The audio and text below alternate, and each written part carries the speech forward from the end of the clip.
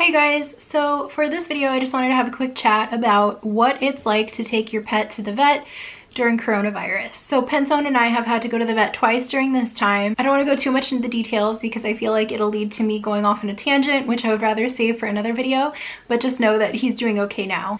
So the first thing I would recommend doing, and you can pause this video and go do it, is see if your vet's office has a mailing list or go follow them on social media, because I've definitely seen a lot of businesses in general keeping their customers updated on changes in hours, changes in policies via email lists and social media. So make sure you're following them so you can stay up to date. I would also suggest making an appointment, even if your vet's office usually takes walk-in patients. It's probably a good idea to call ahead. I wouldn't be surprised if some walk-in clinics do switch to appointment only, plus calling ahead kind of gives you the opportunity to talk about what their drop-off procedure is like and what exactly you need to do when you get there. It seems like most hospitals are having clients call when they arrive, so call from the parking lot, and either if they're ready for you, they might meet you right then, or they might give you a call back in a few minutes when they're ready for your pet. And at that point, they'll have a staff member either come meet you at your car or at the front door. They'll take your pet back and then you won't actually go inside the hospital in most cases.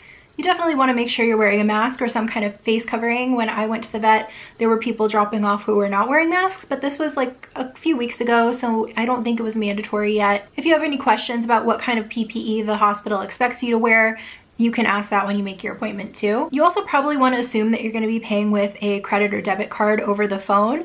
My hospital, both times right before they brought Pensone back out to me, they gave me a call to take my credit card information over the phone. That way you can pay without additional contact. You also want to make sure you're practicing social distancing while you're waiting in the parking lot, whether you decide to just wait in your car or stand outside your car or somewhere in the area. Just make sure that you're giving people space. You also want to remember to be patient and be flexible, because things might not be running as smoothly as they usually do when you go to the vet.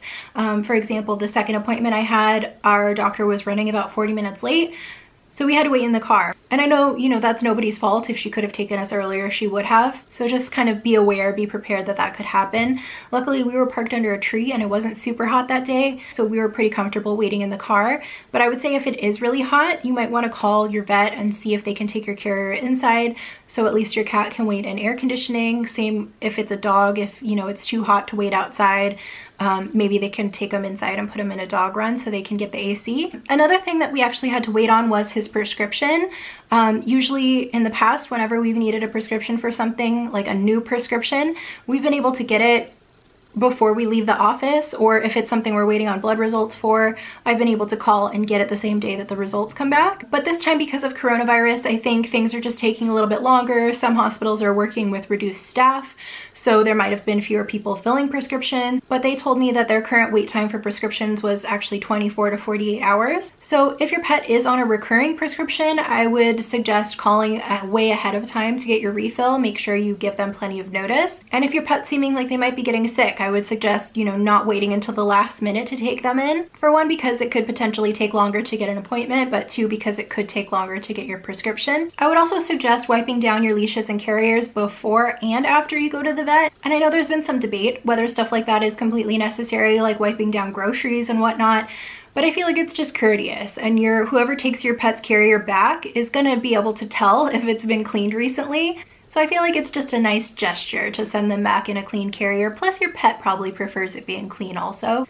I would also suggest that if you are left with questions after your appointment, or you feel like you didn't get all of the information that you would have in a face-to-face appointment, go ahead and give your vet a call back. It may take them a little while to get back to you, but in Pensone's case, what was going on with him was a little bit complicated. I was a little bit confused about it, which was a little frustrating, but I called my vet with questions and we ended up having like a 20-minute phone conversation where she kind of filled me in on all of the information, and after that I felt a lot better. So yeah, I would say if you feel like you're not getting as much communication as you would like, just go ahead and give your vet a call back, because I'm sure they'd be happy to fill you in. So the last thing that I wanted to mention, and I know this is kind of sad, but it's something that crossed my mind and I figured some of you might be curious too.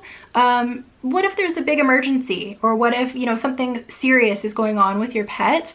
I wondered, I'm the kind of person that I like to be with my pet when stuff like that is going on. So I kind of wondered, like, under these circumstances, would I not be able to be with them? Especially with Pensone being 16 and recently having gone through an illness. Like I said, he's okay now. I'm not worried, but you know, if there was something really big going on, I would have wanted to be there with him. And so I asked a friend who's a technician, and she basically said that some hospitals seem to be dealing with stuff like that on a case-by-case basis. And what I'm kind of assuming that means is maybe there's extra PPE involved, maybe there's extra cleaning procedures, maybe only one family member is able to go in with the pet, and maybe you only come into contact with one staff member, so like your vet. Another option she mentioned is that they've actually been referring some people to house call vets. So I kind of wanted to mention that just in case anyone is worried about it. I wouldn't worry too much.